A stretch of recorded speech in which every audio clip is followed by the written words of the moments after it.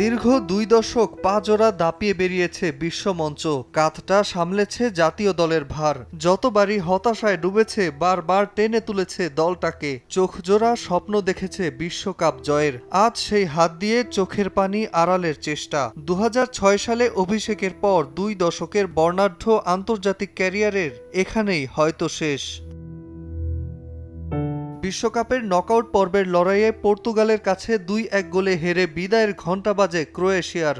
দেশের হয়ে একমাত্র ২০০ ম্যাচ খেলা ক্রোয়াটকে বিদায় জানাতে ব্যস্ত তার সতীর্থরা। ফুটবল বিশ্লেষকদের ধারণা, অচিরেই আন্তর্জাতিক ফুটবলে অবসরের ঘোষণা জানাবেন মদ্রিচ। তবে ম্যাচ শেষে অবসরের প্রশ্নে নীরব ছিলেন তিনি। ভবিষ্যৎ নিয়ে গণমাধ্যমের প্রশ্ন এড়িয়ে যান মদ্রিচ।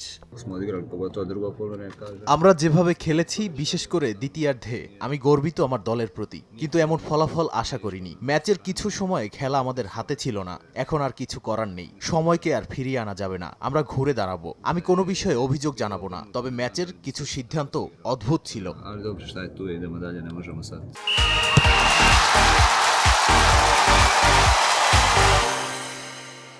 তবে ৫টি বিশ্বকাপ খেলা মদ্রিচের এটি ছিল গ্রেটেস্ট শো অন আর্থের শেষ ম্যাচ। জাতীয় দলের জার্সিতে হয়তো আরও কিছু ম্যাচে দেখা যেতে পারে তাকে।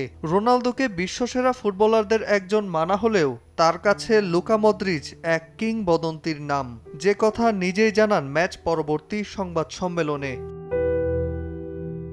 লিওনেল মেসি, ক্রিস্টিয়ানো রোনালদো যখন পাল্লা দিয়ে ব্যালন ডিওর জিততেন, বিশ্ব ফুটবলের দুই মোড়লের প্রাইম টাইমে হঠাৎ সব আলো কেড়ে নেন ক্রোয়েশিয়ান এক মিডফিল্ডার। মেসি রোনালদোর এক দশকের আধিপত্য ভেঙে ২০১৮ সালে প্রথম ক্রোয়েশীয় এবং একমাত্র মিডফিল্ডার হিসেবে ব্যালন ডিওর জেতেন মদ্রিচ। মিডফিল্ডার হয়ে দাপট দেখিয়েছেন পুরো মাঠে, দেশের হয়ে গোল করেছেন ২১টি, জয় করেছেন কোটি ফুটবল ভক্তের হৃদয়। তাই তো তার বিদায় বেলায় আবেগ আপ্লুত ফুটবল প্রেমীরা। ২০১৮ বিশ্বকাপে সেরা খেলোয়াড় হিসেবে গোল্ডেন বল জয় করেন মদ্রিচ। তার অসাধারণ নেতৃত্বে ফাইনাল খেলে ক্রোয়েশিয়া। কাতার বিশ্বকাপেও তার অসামান্য অবদানে তৃতীয় স্থান অর্জন করে দলটি। রিয়াল মাদ্রিদের হয়ে রাজকীয় সময় পার করেন লুকা মদ্রিচ।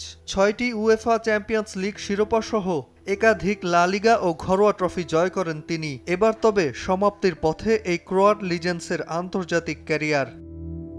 নাজমুল হাসান পুলক, সময় সংবাদ।